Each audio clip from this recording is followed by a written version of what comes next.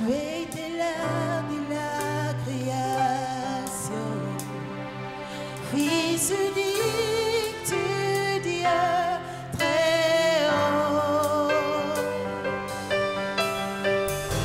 le mystère de ta gloire révélé, en toi Christ notre Seigneur. Tu n'as pas voulu laisser sans nous. Alors Jésus, tu es venu.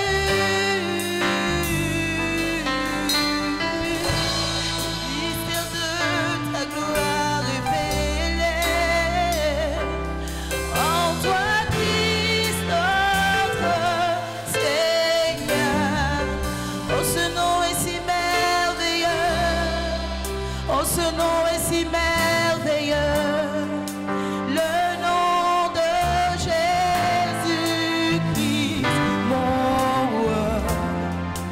Oh, ce nom est si merveilleux, sa beauté est sans pareil. Oh, ce nom est si merveilleux, le nom de Jésus. Ce nom est si merveilleux, oh, ce nom est si merveilleux, le nom de Jésus-Christ, mon roi. Ce nom est si merveilleux, sa beauté est sans pareil.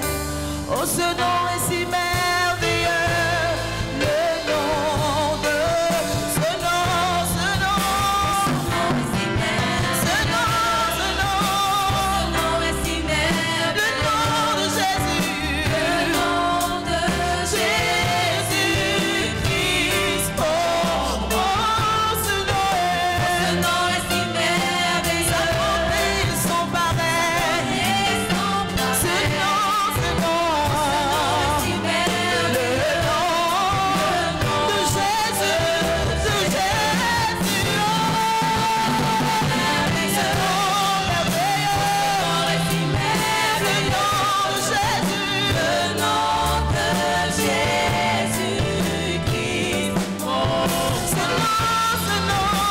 Ce nom est si merveilleux, sa puissance est sans pareil.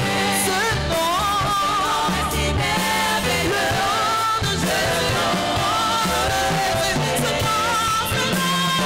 nom est si merveilleux, ce nom merveilleux, le nom de Jésus, le nom de Jésus-Christ. Ce nom est si merveilleux, sa beauté est sans pareil. Ce nom est si merveilleux, le nom de Jésus. Oh, ce nom est si glorieux, oh, ce nom est si glorieux, le nom de Jésus-Christ, mon roi. Oh, ce nom est si glorieux, sa puissance est sans pareil. Oh, ce nom est si glorieux, le nom de ce nom est si glorieux, ce nom est si glorieux, le nom de Jésus, le nom de Jésus-Christ. Ce nom est si glorieux, sa beauté est sans pareil. Oh, ce nom est si glorieux, le nom de Jésus, le nom de Jésus. Ce nom. Oh, ce nom est si glorieux, le nom de Jésus, le nom il est le roi des rois. Le nom de Jésus, sa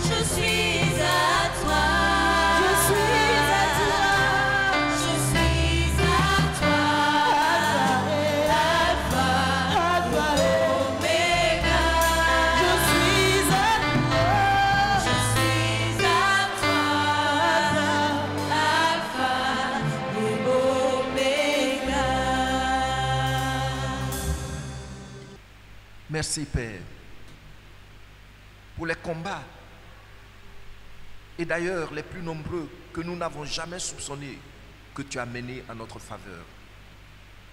Pour ceux dont nous n'avons vu que seulement l'iceberg. Seigneur, ton esprit nous révèle dans Ésaïe 26 que le souffle du méchant est comme l'ouragan qui emporte tout sur son passage, même les eaux.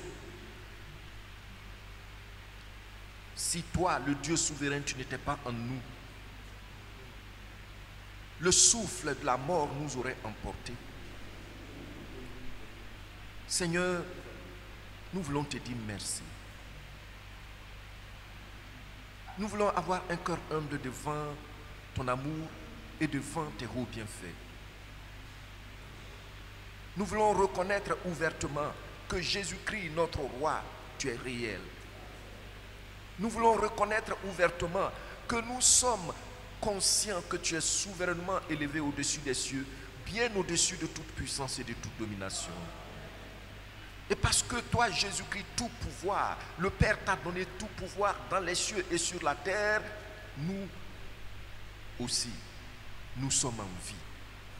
Si ce n'est pas le pouvoir exceptionnel du Dieu créateur, rien n'aurait pu nous maintenir en vie jusqu'à ce jour. Père, si ce n'est pas que tu as tout pouvoir, Seigneur, le péché qui rend esclave m'aurait détruit depuis longtemps. Seigneur, j'allais consommer l'alcool, la drogue, vivre dans l'impudicité, dans l'adultère. Oh Seigneur, mais regarde ta puissance souveraine. Comment elle a fait que ce en quoi nous prenions plaisir dans le passé est devenu horrible, sale à nos yeux maintenant.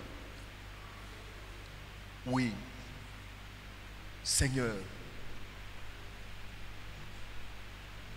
vraiment, Jésus-Christ, tu es le Dieu Tout-Puissant. Jésus-Christ, tu es le roi des rois. Tu es notre roi. Nous voulons te dire merci. Merci de ce que tu as pris nos mains depuis le début de l'année. Aujourd'hui, c'est le monde qui prophétise la catastrophe. Mais dans ta miséricorde, tu as tenu nos mains jusqu'à ce jour. Nous te disons merci. Seigneur Jésus, nous sommes contents parce que tu es fidèle et tu es avec nous. Gloire à toi, Jésus-Christ notre roi. Gloire à toi qui as versé ton sang pour nous. Gloire à toi, Saint-Esprit, toi qui viens d'en haut et qui est plus grand que tout autre esprit. Gloire à toi, Père d'amour, qui n'a pas exigé des garanties en nous donnant ton Fils. Merci. Merci de ce que nous pouvons encore compter sur toi. Et nous pouvons toujours compter sur toi. Au nom de Jésus-Christ. Amen.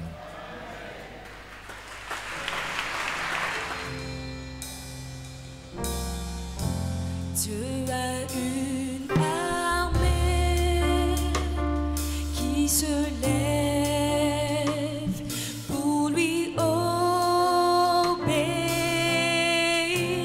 Dieu a une armée qui se lève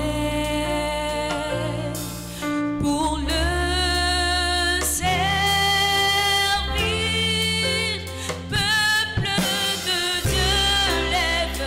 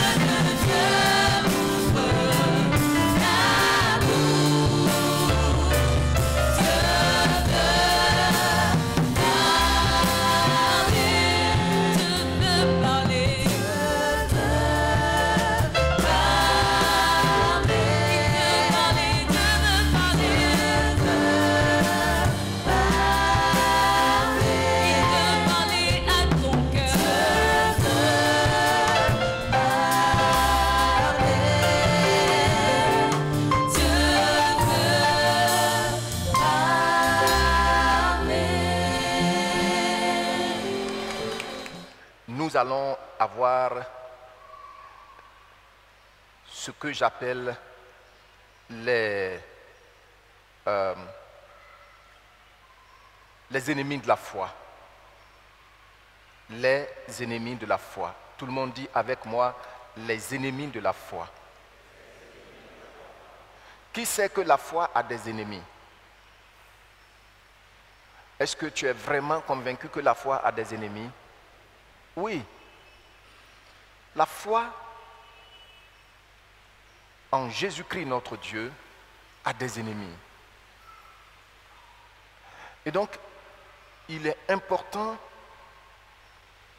que chacun de vous ait une idée de ces ennemis-là pour prendre ses dispositions pour expérimenter une foi toujours fructueuse.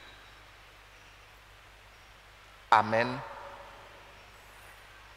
Souvenez-vous que je vous ai déjà dit que nos vies dépendent de notre foi en Jésus-Christ. Donc il faut connaître ceux qui peuvent venir obstruer cette foi-là, cette capacité de te confier pleinement en Dieu, cette capacité d'accepter que ce qu'il te dit est vrai et qu'il a le pouvoir suffisant de l'accomplir. Cette capacité que ces promesses selon lesquelles il va veiller sur toi, il garde ton âme de tout mal. Il est capable de le faire. Cette capacité que Dieu, il te dit, il peut te faire vivre en pleine famille et jouir de la vie. Mais il y a des ennemis qui ne veulent pas que, oui, cette assurance, cette attente, cette capacité d'accepter ce que Dieu a dit, te guide. Ils vont se lever pour te perturber. J'ai failli dire pour te disturber. Ils vont se lever pour te perturber. Ils vont se lever pour t'embrouiller, pour te décourager. Mais il faut les connaître. La foi chrétienne, c'est une relation consciencieuse avec le Dieu créateur que nos yeux physiques ne voient pas. C'est ce qui est à l'intérieur comme conviction, comme assurance qui détermine ce qui est à l'extérieur. Alors, je voudrais vous encourager, s'il vous plaît, à prendre bien note. Cet ennemi, nous allons le voir en 2 séances pour que vous puissiez avoir le temps de bien comprendre. Aujourd'hui, un premier ennemi que nous allons voir,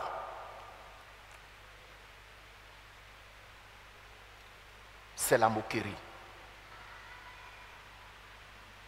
Tout le monde dit avec moi, la moquerie. La moquerie.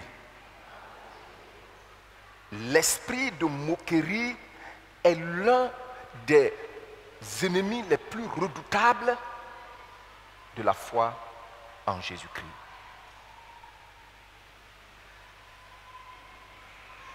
Donc tu vas dire avec moi, l'esprit de moquerie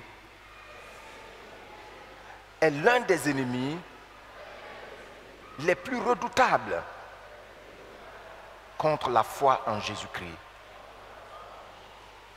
Amen. C'est quoi la moquerie? Nous allons voir d'une manière générale et puis maintenant d'une manière contextuelle, c'est-à-dire on va voir d'une manière précise par rapport à notre contexte. C'est quoi la moquerie? Qu'est-ce que la Bible en dit? Qu'est-ce qui fait que beaucoup vivent dans la moquerie? Qu'est-ce que la moquerie peut générer comme conséquence dans la vie de quelqu'un? Et comment lutter contre cet ennemi? C'est là la démarche que nous allons adopter. Vous avez compris ce que j'ai dit? Voilà.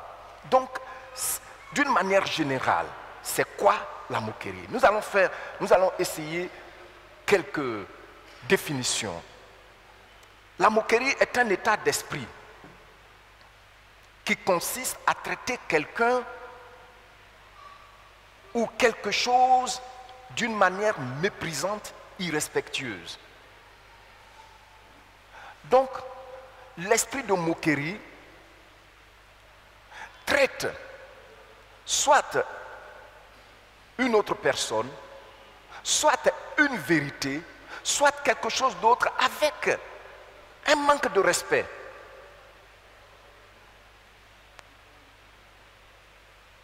Tu as vu, non? L'esprit de moquerie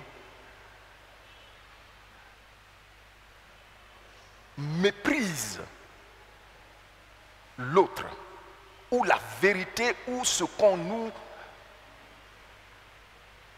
communique, ou même une chose. L'esprit de moquerie méprise.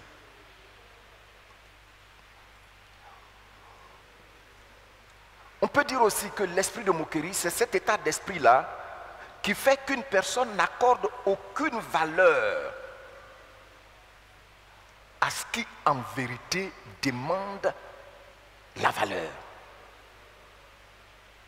Je reprends, surtout à cause de nos mamans. Je dis, esprit de moquerie là, ça fait que ce qui a de la valeur là, tu peux voir ça et puis ça ne te dit rien. Tu regardes ça comme si ça n'a pas d'importance. Tu as compris, non? Les mamans, vous avez compris, non? Voilà. Donc, l'esprit de moquerie vole la valeur, l'importance de ce qui peut t'aider, ou même de ton prochain qui peut être un canal pour toi. Tu as vu, non? Vole la valeur, dévalorise, vole l'importance de toute chose qui, à la vérité, demande le respect. Aucune valeur. On peut aussi dire que l'esprit de moquerie, c'est cet esprit-là qui dévalue tout ce qui est important, qui ridiculise, qui se rit de ce qui est important. L'esprit de moquerie est indifférent face à ce qui est vrai, à ce qui est sérieux.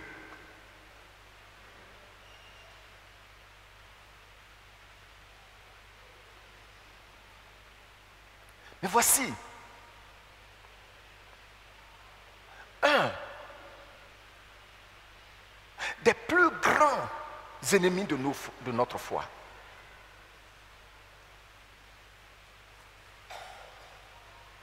Qui perturbe beaucoup de gens.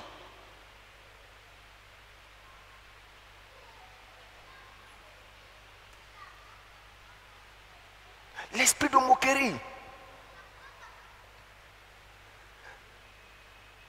a pris le monde entier en otage.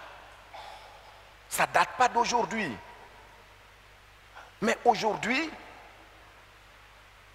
où les moyens de communication sont plus développés, c'est encore plus grave. Certains dictionnaires que j'ai consultés, pour résumer tout ce que je viens de dire, ces différents dictionnaires disent: la moquerie est un esprit de dédain, d'injure. Ça m'a choqué. La moquerie est un esprit de dédain, d'injure. C'est-à-dire que la moquerie, c'est un esprit qui insulte l'autre, qui insulte ce qui a de la valeur. Tu as compris, non? Voilà. Quand j'ai vu quelque chose de 4 dictionnaires comme ça, ils ont dit, c'est comme le résumé, c'est un esprit de dédain, d'injure, d'humiliation, d'outrage, d'insensibilité et d'indifférence. Ça, c'est des gros mots. Mais je vais expliquer. J'ai déjà expliqué en partie. Ça veut dire que l'esprit de moquerie insulte. Quand tu te moques de quelqu'un, Il faut que le chrétien comprenne, tu es en train de faire quoi? De l'insulter. Quand on te confie, on te communique une vérité qui peut t'aider, et puis tu te moques de cela, tu insultes la source de cette vérité.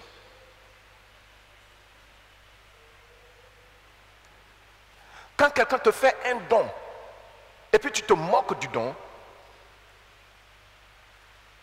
tu l'insultes. C'est ce que les dictionnaires disent. Et puis ils disent, c'est un esprit qui humilie.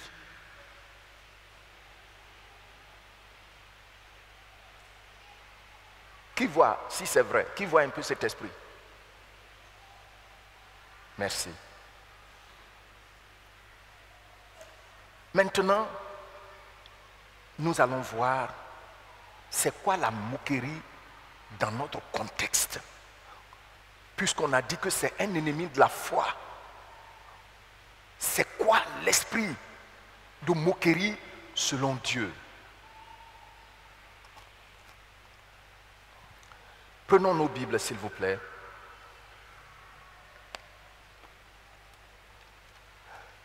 Deux rois. Nous allons lire d'abord Deux rois, chapitre 7. Deux rois, chapitre 7, du verset 1 au verset 2. Vous notez cela. Et puis, Deux rois, toujours dans le même texte, vous sautez jusqu'au verset 16, du verset 16 au verset 20. Du verset 16 au verset 20.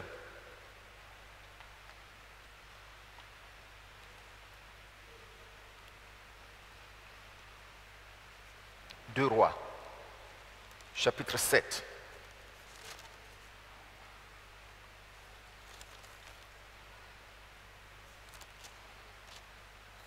Si c'est retrouvé, je vais vous le lire. Du verset 1 au verset 2 d'abord. Élisée dit, écoutez la parole de l'Éternel. Ainsi parle l'Éternel.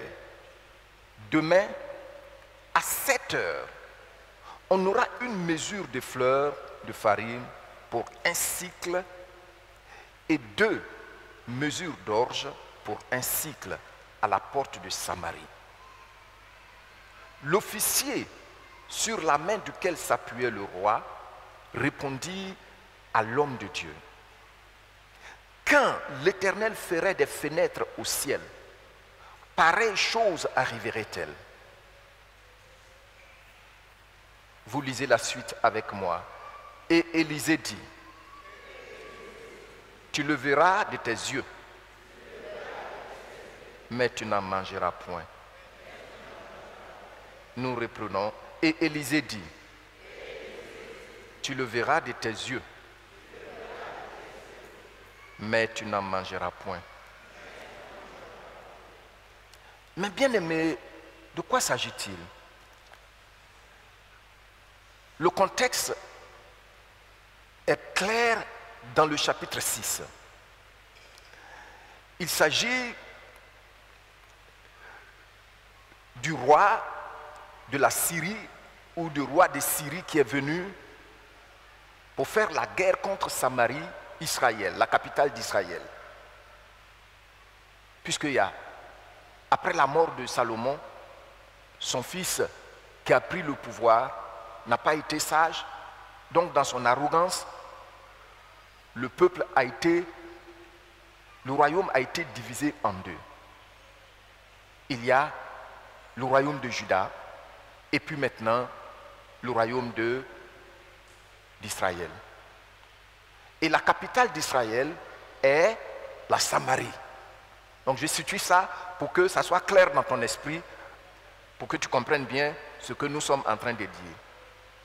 Donc, il y a eu la guerre. Ils sont venus pour faire la guerre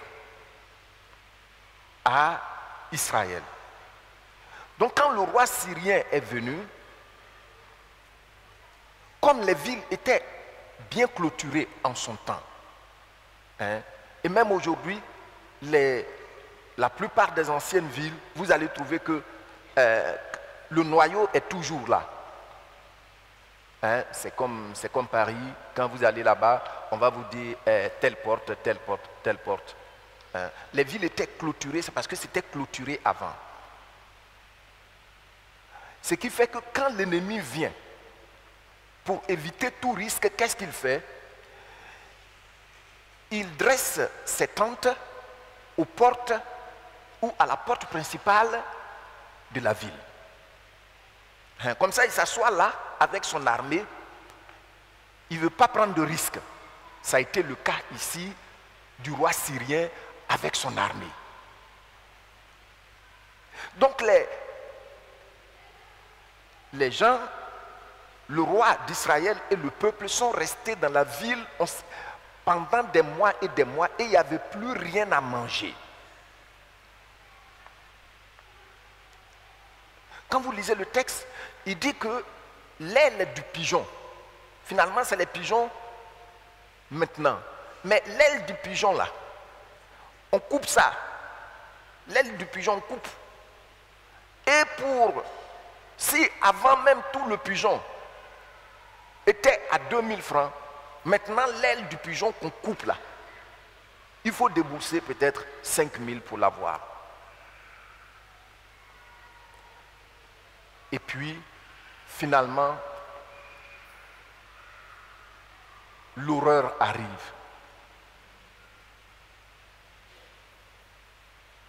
Voici une femme qui a crié au roi de les aider. Et le roi dit, mais il n'y a plus rien. Moi-même qui suis roi là, je n'attends que la mort. Et la femme dit, voici ma camarade. Dans cette famine-là, on a fait un deal. On s'est mis d'accord. Maman, ils sont d'accord.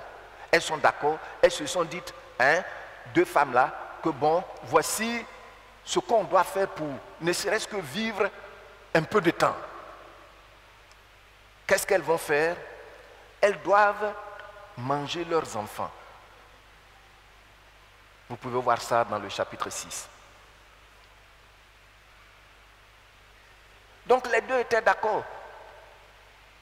Et puis, celle qui se plaignait au roi a été la première à donner son fils, son enfant. Et puis elles l'ont mangé, on ne sait pas pendant combien de temps. Et quand elles ont fini de manger l'enfant, il n'y avait plus rien. La femme dit, bon, il faut envoyer toi maintenant ton enfant, ton fils, on va faire les affaires. Et puis elle dit, non, je ne donne pas. Donc le roi, quand la femme a dit ça au roi, le roi était tellement choqué qu'il a déchiré ses habits.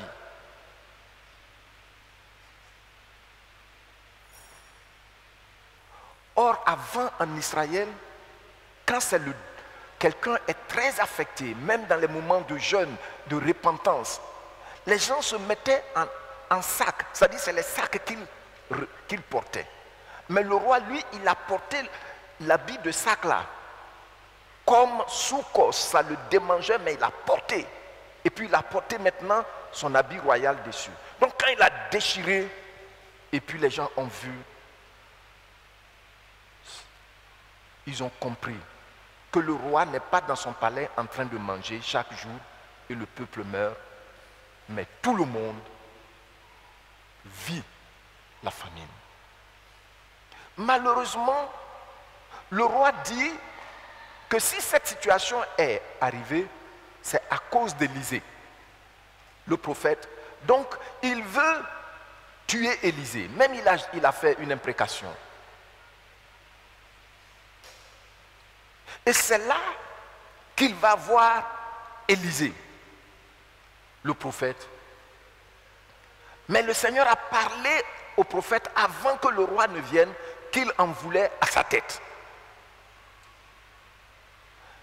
Et quand il est venu voir Élisée, Élisée reçoit un message de Dieu.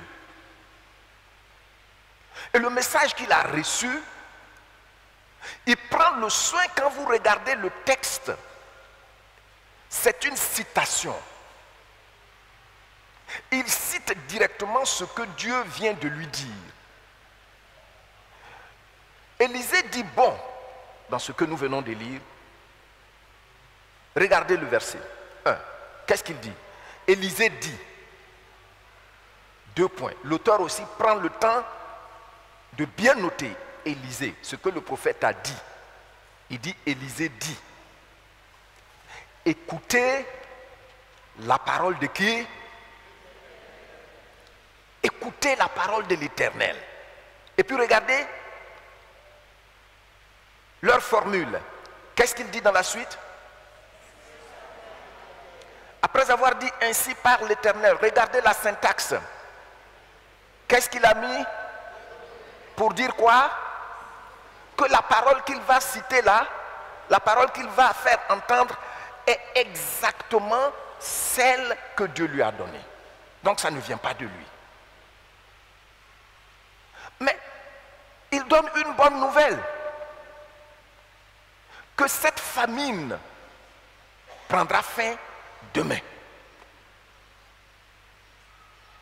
Et qu'est-ce que l'officier a dit? L'officier dit, regardez bien, c'est un grand intellectuel. Parce que quand vous lisez sa phrase, hein, quand on fait l'exégèse ou bien les analyses de texte, on vous montre les styles d'écriture qui te donnent de comprendre le non-dit. Alors, il dit, même quand l'Éternel ouvrirait des fenêtres dans le ciel, pareille chose se produirait-elle. Élisée dit demain, le Seigneur dit demain à cette heure-ci, si vous achetiez 1 kilogramme de farine à 20 000 francs, il dit demain à cette heure-ci, vous allez acheter le kilogramme de farine à 200 francs. C'est-à-dire, le prix est tel que même celui qui se dit pauvre pouvait s'en procurer. Ça choquait l'officier du roi. Il dit bien, il précise bien que, tu sais, avant en Israël, il y avait 2 types de farine, 2 qualités de pain. Il y a le pain de haute qualité que les riches mangent. Et il y a l'autre pain que les animaux et les pauvres mangent, c'est ça qui est l'orge. Donc le blé là, ça c'est pour les riches. Et l'orge c'est pour les pauvres et les animaux. Et il a dit, ce que vous allez prendre pour avoir 1 kilo d'orge là, de farine là, le pauvre va prendre ça, lui il va avoir combien de kilos? 2 kilos. Vous comprenez, non? Je dis ça simple pour que vous compreniez. C'est ça, l'officier, grand expert, il dit, quand même l'Éternel ouvrirait les cieux, pareille chose se produirait-elle.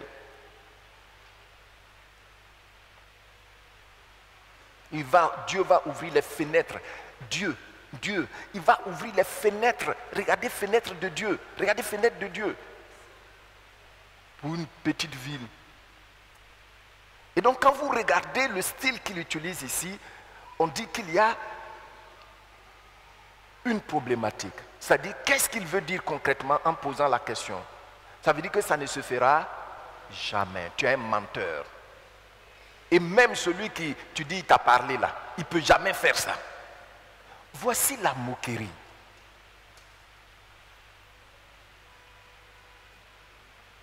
Voici la moquerie. Dieu dit, voici ce que je suis prêt à faire pour mettre fin à cette atrocité. Et puis, ça ne peut jamais arriver. Ce sont des plaisantins. Et puis, qu'est-ce qui s'est passé? Effectivement, c'est arrivé le lendemain. Les lépreux ont voulu rejoindre les camps puisque eux, ils n'avaient pas accès à la cité pour avoir à manger. Ils ont dit, si on nous tue, nous, on est déjà des cabris morts. Comme les Ivoiriens le diraient, ça veut dire, je n'ai rien à gagner, je n'ai rien à perdre. Tout m'est égal. Ils sont partis, et ils s'aperçoivent que, regardez, cette ville militaire, les gens ont tous fui, ils ont tout laissé, et puis il y avait de la nourriture. Regardez les cargos qui sont stationnés là, garés là, remplis de nourriture, de viande, de tout, l'huile, tout. Mais tu peux manger combien? Ils ont mangé, ils sont rassasiés, ils ont dit, bon, il faut qu'on parte annoncer la bonne nouvelle à la ville, au roi. Ils sont venus, mais il y avait des experts qui ont dit non, c'est juste une stratégie pour qu'on tombe dans leur piège. Et finalement, le roi a demandé qu'on envoie juste quelques personnes pour vérifier. Si on les tue, bon, mais si on ne les tue pas, ils vont vérifier, et puis ils vont venir rapporter, confirmer la nouvelle. C'est ce qui a été fait. Les gens reviennent pour dire, les faits sont vrais. Et vous savez, ils reviennent pour dire que les faits sont vrais, et qu'est-ce qui se passe? L'officier a parlé hier, non? Lisons ensemble. Lisons ensemble, à partir du verset 16. Lisons ensemble à partir du verset 16.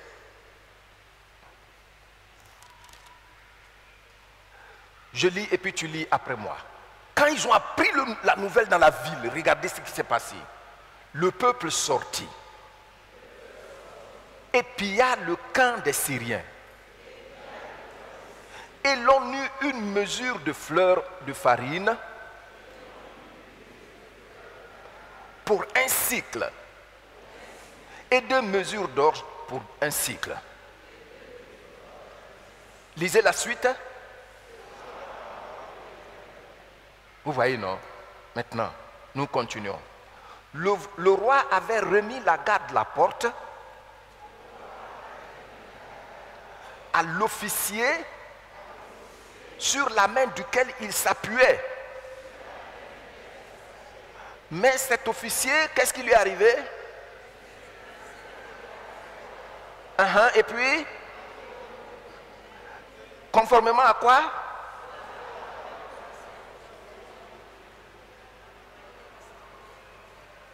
Oh, merci beaucoup. L'officier, l'homme robuste là, il a été écrasé. On dit exactement comme l'homme de Dieu l'avait dit, de la part de l'Éternel. Pourquoi a-t-il été écrasé? Parce qu'il a un esprit qui méprise les choses de valeur.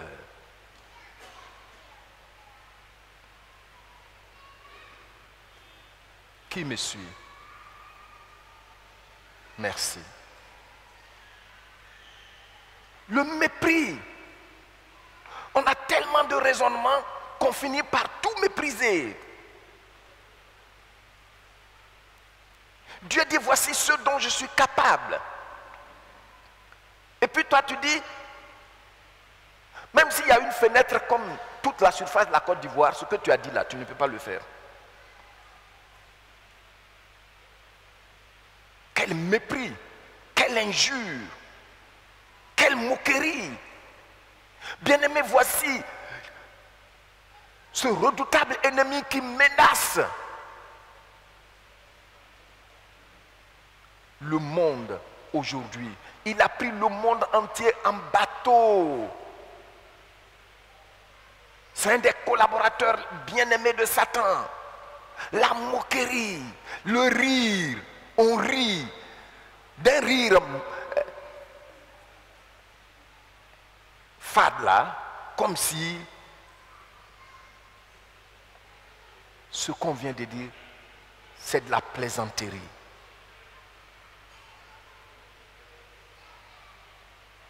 Mais bien aimé, l'officier est mort, écrasé. S'il était encore allé à la guerre pour qu'on le tue, tout le peuple lui aurait rendu honneur. Mais c'est le peuple même qui t'a écrasé. Avec tes galons, avec tes galons. Regardez comment souvent les gens, ils regardent leur position bien. Le peu que tu allais apprendre à l'école là, à cause de ça, toi tu penses que tu connais tout. Donc tu dois te moquer de ce qui est là. Prenons garde. Voici l'ennemi qui a sapé la vie chrétienne de beaucoup de gens. Quelquefois, ça dit que quand le Seigneur a ouvert mes yeux, j'ai compris qu'il est difficile de dire exactement à quelqu'un pourquoi Dieu ne te répond pas. C'est difficile. Parce qu'il y a des gens qui sont là, c'est des moqueurs. Oh, Dieu est le moqueur. C'est-à-dire, quand quelqu'un est moqueur, il s'en prend directement à Dieu. Et Dieu s'en prend directement à lui.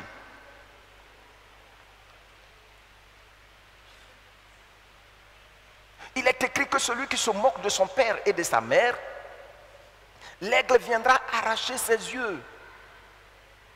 Ça y est dans Proverbe. Que dire de Dieu? On est là, on se moque. On dit voici ce que Dieu attend de nous. Voici comment tu dois vivre. Voici ce que tu... Non, non, non, on se moque, on se moque, on se moque. Mais ici même pour chanter avec ferveur, non, on est trop grand. Moquerie. Des gens vont. Je veux telle chose. Le diable leur dit ce qu'ils doivent faire, même si c'est pour se laver dans les rues. À des heures imbues, ils vont le faire. Mais ici, dans la maison de Dieu, Dieu te parle avec respect. Mais tu te moques. Tu as vu? La moquerie, bien aimé, a fait que l'officier a perdu la vie. Nous sommes aujourd'hui dans un monde de grande moquerie.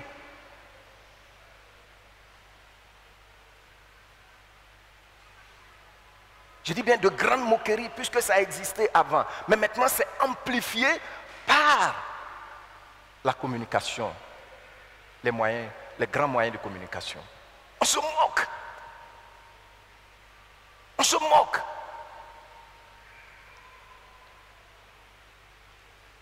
Noé, quand il parlait, les gens se moquaient. Et quelle a été la fin? Puisqu'ils n'ont jamais vu la pluie descendre du ciel. En ce temps, la pluie sortait de la terre pour arroser la terre.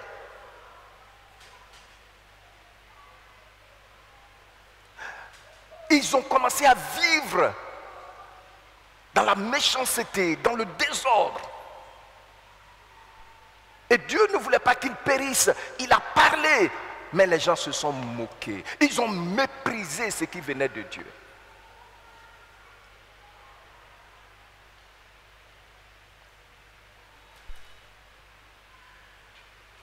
Je suis ton Dieu et tu ne me crois pas. Je suis ton Dieu et tu ne me crois pas. Si tu es malheureux, ne me le reproche pas. Si tu es malheureux, ne me le reproche pas. Si tu es malheureux, ne me le reproche pas. Il y a des gens qui sont furieux, même ils viennent menacer les pasteurs. Moi j'ai reçu plusieurs menaces tout au long des 30 ans de mon ministère. Ils viennent, ils te parlent. Je suis fatigué, qu'est-ce qu'il a fait pour moi?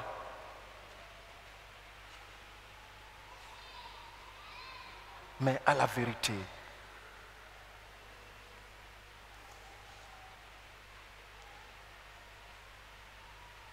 tu es pris dans le filet de la moquerie. J'ai dit quoi? J'ai des larmes aux yeux quand Dieu m'a parlé. Quand j'en parle, j'ai encore des larmes aux yeux. Tout est moquerie. Tout est moquerie. Tout est moquerie. Même quand on parle de la dîme des offrandes, il y a des gens, dîme, ils se moquent. Mais comment tu peux réussir? Ce que tu perds est plus que ce que tu épargnes. Parce que la dîme, c'est une épargne. Même quand on n'aime pas un roi ou bien un chef d'État, on ne peut pas s'empêcher de payer les impôts. Mais dans l'église, on le fait. Des moqueurs. Comment tu peux t'en sortir? Parce que ce n'est pas le début qui importe.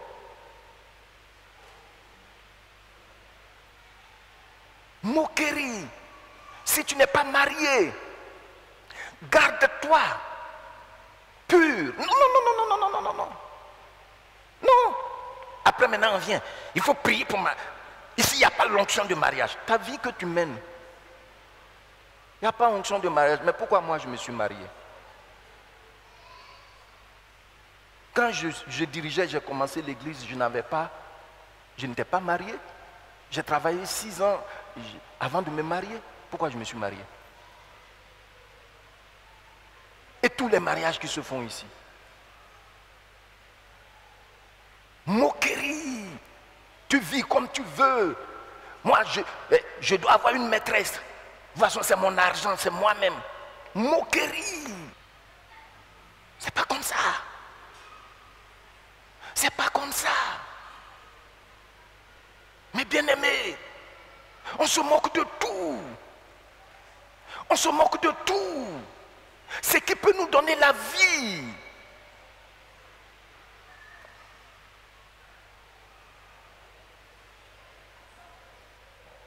Nous allons voir quelques manifestations de la moquerie.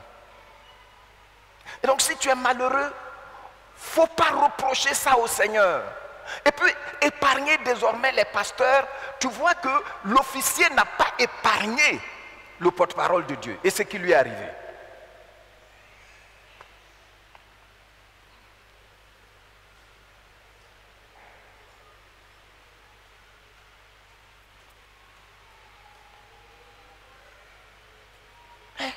Des gens sont malheureux.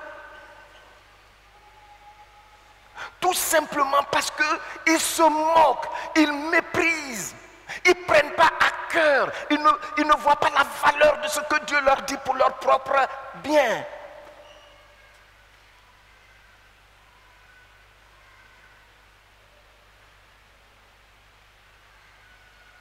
Si le pasteur me parle et que ce qu'il a dit, ça ne me plaît pas, je vais ailleurs pour me marier. Ce n'est pas la seule église. Mais tu vas rencontrer. Moi, ça ne me concerne pas. Hein. Mais bien-aimés, nous avons la grâce de connaître le Dieu qui ne nous cache rien. Nous avons la grâce de connaître le Dieu dans lequel il n'y a aucune malice.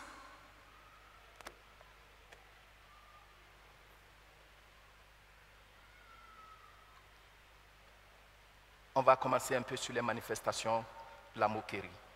L'esprit de moquerie, selon Jacques. Jacques dit, dans Jacques chapitre 1, le verset 21, verset 22, il dit, c'est pourquoi, rejetant toute souillure et l'excès de malice, recevez avec douceur la parole qui a été plantée en vous, qui peut sauver vos âmes. Vous soulignez bien ça. La parole sauve nos âmes, notre condition sociale, la parole nous sauve. Alléluia. Et puis il dit quoi? Le verset 22. Mettez en pratique la parole et ne vous bornez pas à l'écouter. Oh, le mot est très dur. Ne vous bornez pas à l'écouter en vous trompant vous-même par de faux raisonnements. Par de faux raisonnements. L'esprit de moquerie fait qu'on a des raisonnements, mais des raisonnements qui sont comment? Des raisonnements qui sont comment? Faux. Des raisonnements qui sont faux. Hein?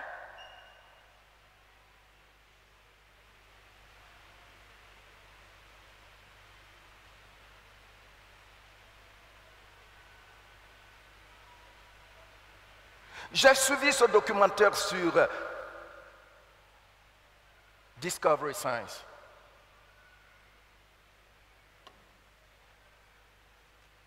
Et après, j'ai lu une méditation, c'était vraiment.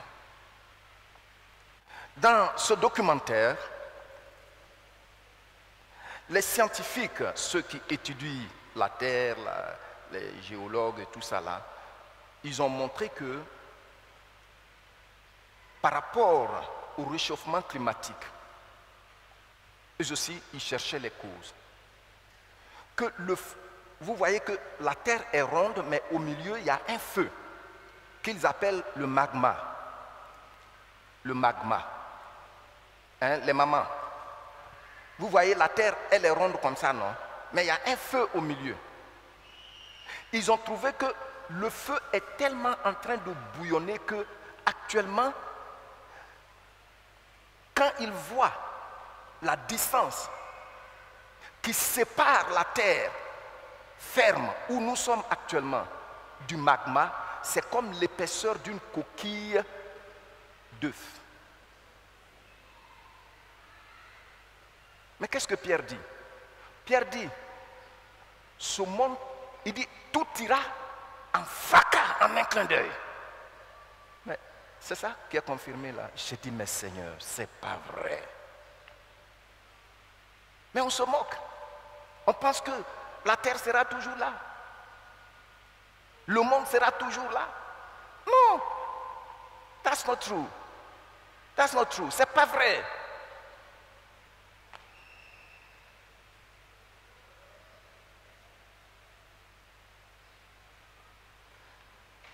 Selon eux, c'est l'une des raisons du changement climatique, du réchauffement climatique.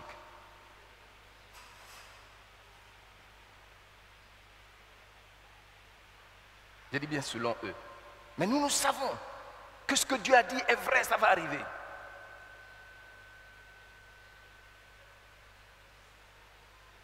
Dieu parle. Mais on peut savoir, on peut connaître la manifestation quand on écoute la parole de Dieu avec indifférence. On peut regarder la télévision pendant 3 heures de temps non-stop. Mais un culte de 3h30, 3 heures de temps, c'est trop long. On va où? On va où? On écoute la parole de Dieu avec un esprit indifférent, mépris, c'est dépassé. Je vais vous lire la version parole vivante de Jacques. Débarrassez-vous donc de tout ce qui salit. Vous voyez, non? De tout ce qui reste en vous de méchanceté. Accueillez dans un esprit humble et docile la parole implantée en vous, car elle a le pouvoir de vous conduire au salut. Seulement, ne vous bornez pas à l'écouter. Traduisez-la en actes, sans quoi vous risquez de vous faire illusion sur vous-même. Hein? Moi, je suis baptiste. Je vous dis, je suis baptiste fondamentaliste. Baptiste dur. Mais pourquoi le Seigneur m'a guéri divinement? Pourquoi il m'a guéri divinement? Et puis toi, il ne peut pas te guérir. Ça dit qu'on m'a enseigné depuis mon adolescence que la guérison divine, la guérison systématique que Dieu apporte comme ça, est terminée. Avec les apôtres. Dieu a envoyé ça pour établir l'église. Maintenant, il y a les médecins. Moi, je me souviens encore quand j'étais au village, on nous distribuait les comprimés américains avec les sirops. Quelquefois, tu ne sais même pas ce que ça fait, mais comme c'est sucré, tu lapes jusqu'à et puis ça finit. Dieu a eu compassion quand même de nous. Hein? Alors qu'il guérit toujours. Mais c'est parce que l'esprit de moquerie est là. Les faux raisonnements. Hein? Orgueilleux, rugueux. Va faire ce que tu veux.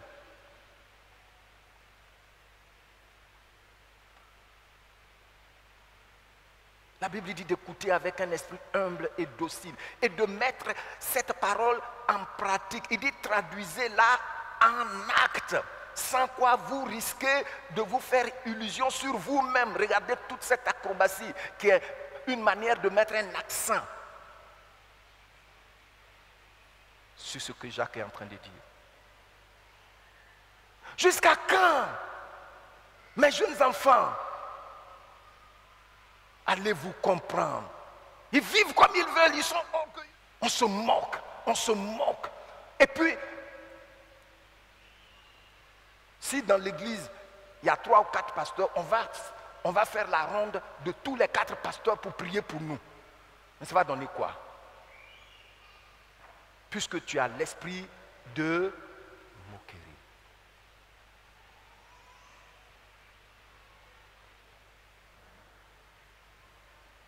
Que le Seigneur ait compassion de nous.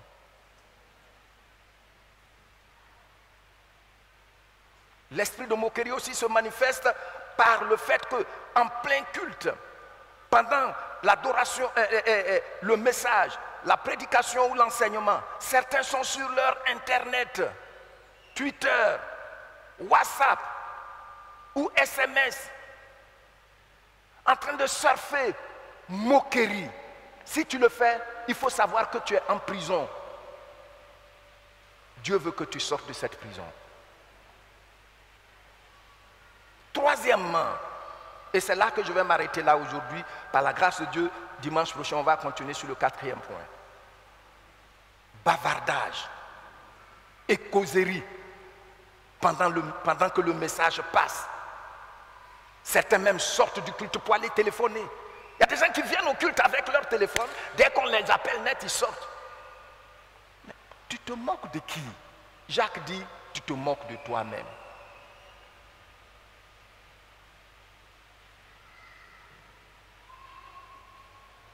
Tu te moques de toi-même. Tu vois ces comportements?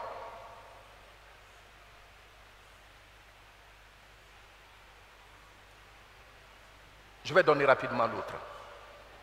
Une autre forme de manifestation pour reconnaître que l'esprit de moquerie en toi, c'est quand tu oublies le message facilement. Il y a des gens qui vont sortir là. S'ils m'appellent demain, ou bien c'est moi qui les appelle, je dis, et hier l'enseignement? Ah oui, pasteur, c'était formidable. Moi-même, depuis, c'est l'enseignement qui m'a le plus touché. C'est-à-dire depuis 10 ans ou 15 ans, c'est l'enseignement qui l'a le plus touché. Ça aussi, c'est les moqueurs qui font ça. Toujours l'enseignement du jour le plus touché. C'est-à-dire, toi-même tu sais que Dieu a parlé, mais ça ne leur a rien dit. Moquerie. Les moqueurs oublient facilement ce que Dieu leur dit. Les moqueurs oublient la parole de Dieu. Je voudrais que tu pleures dans ton intimité devant le Seigneur. Ton esprit de moquerie. Parce que tout ce qui est important pour nous a de la place en nous. N'est-ce pas? Il y a des gens ici, là, si tu leur demandes tout à l'heure, tu as combien dans ton compte bancaire? Ils vont te dire même jusqu'à les 3 francs qu'ils n'ont jamais vu comme ça. La banque ne va jamais te donner 3 francs. Mais tout ce qui est sur ton compte là, si c'est 2000, ils vont dire 2313 francs. Ils vont vous dire ça, ils connaissent ça. Ils sont là, ils connaissent ça. Mais la parole, pasteur, ce que tu as dit, c'était tellement fort. J'ai dit quoi? Qu'est-ce que tu as gardé? Ah, mais ça, pasteur, c'est un piège, hein? Ça, c'est les plus courageux qui me disent ça. Mais comment je peux être sûr que le Saint-Esprit te remplit? Comment est-ce que je peux être sûr que le Saint-Esprit te conduit? Si la parole n'est pas en toi, c'est la boisson qui est en quelqu'un. Quand la personne a bien bu, c'est ça qui le conduit, même s'il est président. Mais si boisson n'est pas en moi, comment ça peut me conduire? La parole qui est esprit et vie, ce n'est pas en toi. Comment ça peut te conduire? C'est pourquoi il faut prendre la parole au sérieux. L'esprit de moquerie. Souvent même, vous savez, maintenant je prends de l'âge, ça fait que je suis un peu... Certains le savent. Avant, il y a des gens qui venaient, je ne priais pas. Tu viens, je dis, tu es orgueilleux, je ne peux pas prier pour toi. Je ne peux pas perdre mon temps. Il y a des gens, quand vous les voyez du coup, c'est des moqueurs. Seigneur, aie compassion de nous. Parce que tu vas bientôt revenir. Aie compassion de nous. Aie compassion de nous. C'est ma prière.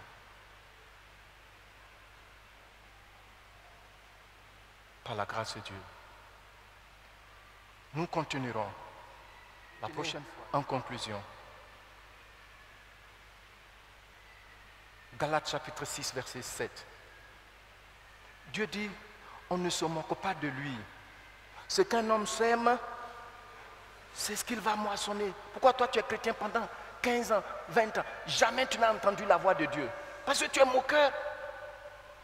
Pourquoi moi je m'assois ici souvent et puis il me parle clairement, je me lève, je dis, hein? Pourquoi chez moi à la maison quelquefois il me parle ou bien je vois des choses, je commence, avant même je disais les noms des gens. Je ne savais même pas que ma femme faisait attention, c'est après que j'ai su ça. Donc, pourquoi toi tu es là et puis tu n'entends jamais ton Dieu? Il dit dans Jean chapitre 10 que les bergers, les brebis entendent. Les brebis entendent, il n'a pas dit peut-être ils vont entendre la voix du berger. Et ils reconnaissent la voix du berger. Mais pourquoi tu ne vas pas courir de prophète en prophète? Des gens qui vous donnent des urines à boire. Des gens qui vous donnent leur sperme à manger dans les saintes scènes, selon les confessions de plusieurs, que Dieu a eu compassion de toucher. Hein? Quand tu te moques,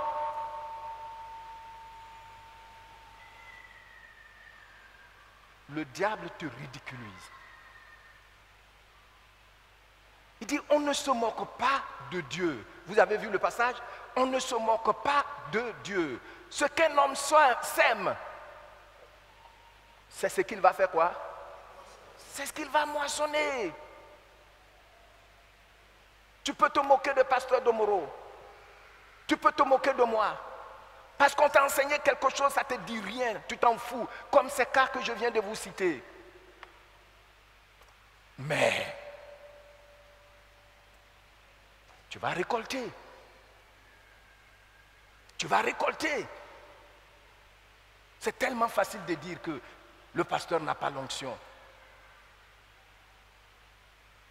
Mais pourquoi il va prier au téléphone et puis aux États-Unis, quelqu'un va marcher? Pourquoi d'ici il va prier pour délivrance de quelqu'un en France?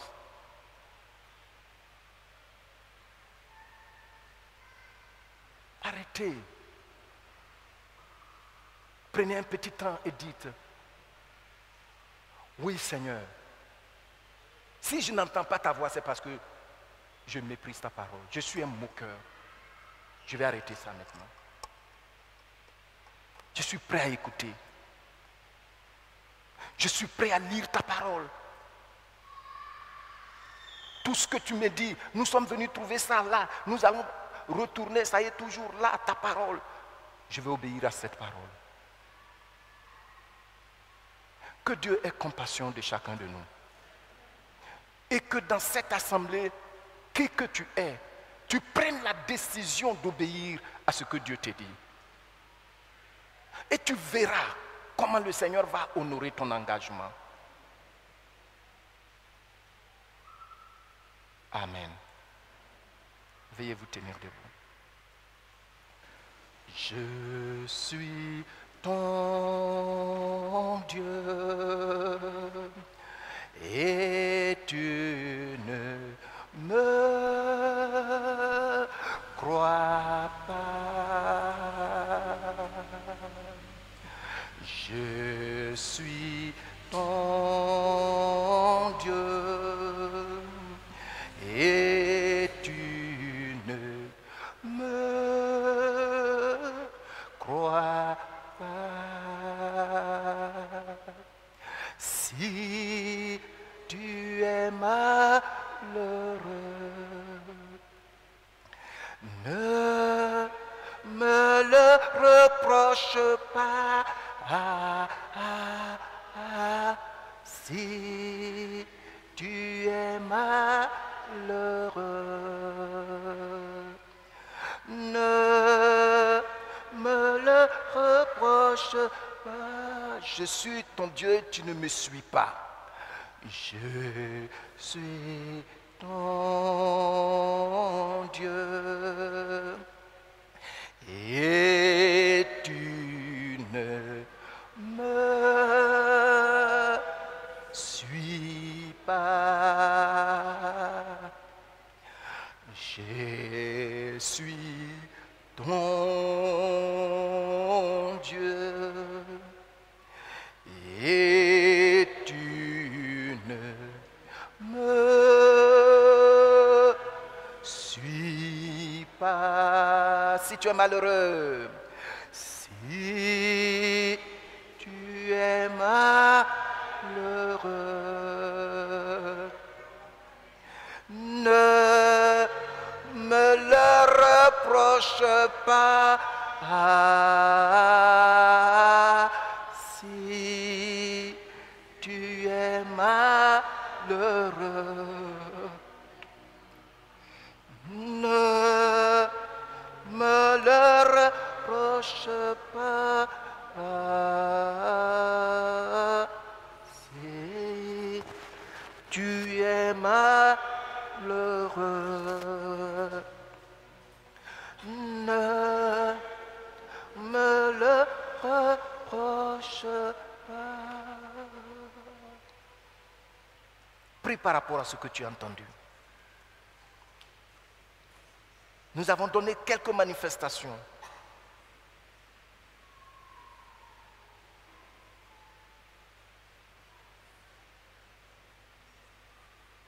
Es-tu dans le filet de la moquerie? Tes raisonnements? Méprises-tu la parole qui est là que tu reçois?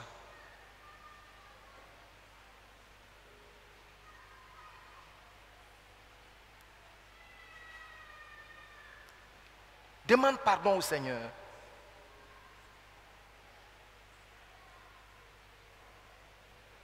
Jésus-Christ ne t'a pas appelé pour t'étouffer. Jésus-Christ ne t'a pas appelé pour t'étouffer. Jésus-Christ, notre Seigneur, ne t'a pas appelé pour t'écraser.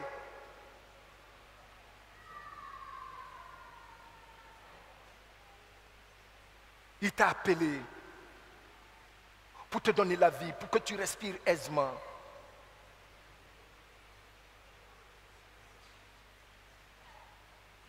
Il t'a appelé pour te donner l'épanouissement, pour te donner la lucidité, pour t'ouvrir un chemin là où il n'y en avait pas.